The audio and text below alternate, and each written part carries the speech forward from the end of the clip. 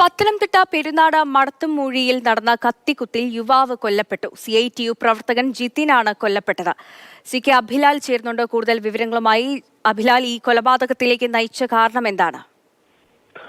രാത്രി 10:20-നാണ് സംഭവം ഉണ്ടാകുന്നത്. മടത്തുമൂഴി പാലത്തിന് സമീപം ഏതാനും യുവാക്കൾ തമ്മിൽ തർക്കമുണ്ടാവുകയും കയ്യാങ്കളിയിലേക്ക് എത്തുകയും അത് കത്തിക്കുത്തിൽ അവസാനിക്കുകയുമാണ് ഉണ്ടായത്. മാമ്പാറ സ്വദേശി ജിതിൻ എന്ന ആളാണ് കൊല്ലപ്പെട്ടത്. 36 വയസ്സുണ്ട്.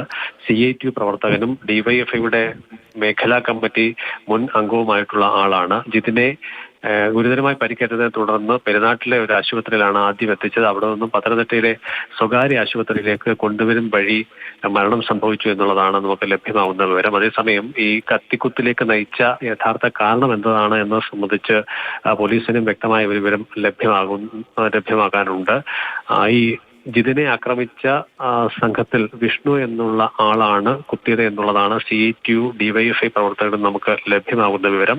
എതിർ സംഘത്തിൽപ്പെട്ട ഏതാനും ആളുകൾക്കും ഒപ്പം തന്നെ ജിതിന്റെ സുഹൃത്തുക്കളായ മറ്റു ചിലർക്കും പരിക്കേറ്റതായി പറയുന്നുണ്ട്. അവരിൽ ചിലർ ആശുപത്രിയിൽ ചികിത്സ തേടാൻ മടി കാണിക്കുന്നതായും വിവരമുണ്ട്. ഈ സംഘർഷത്തിൽ ഏർപ്പെട്ടവരെയൊന്നും അപ്പോൾ പോലീസ് പിടികൂടിയിട്ടില്ല അഭിലാൽ ഇതുവരെ?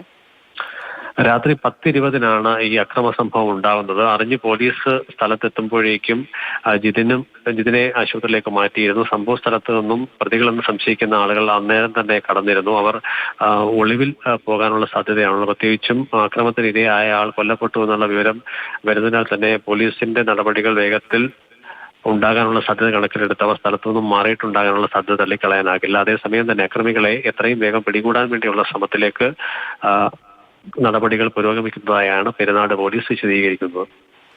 ശരി. പത്തനംതിട്ട പെരുന്നാട് മടത്തുംമൂഴിയിൽ നടന്ന കത്തിക്കുത്തിലാണ് യുവാവിന് ദാരുണമായ മരണം സംഭവിച്ചത്. CITU പ്രവർത്തകൻ ജിതിനാണ് കൊല്ലപ്പെട്ടത്.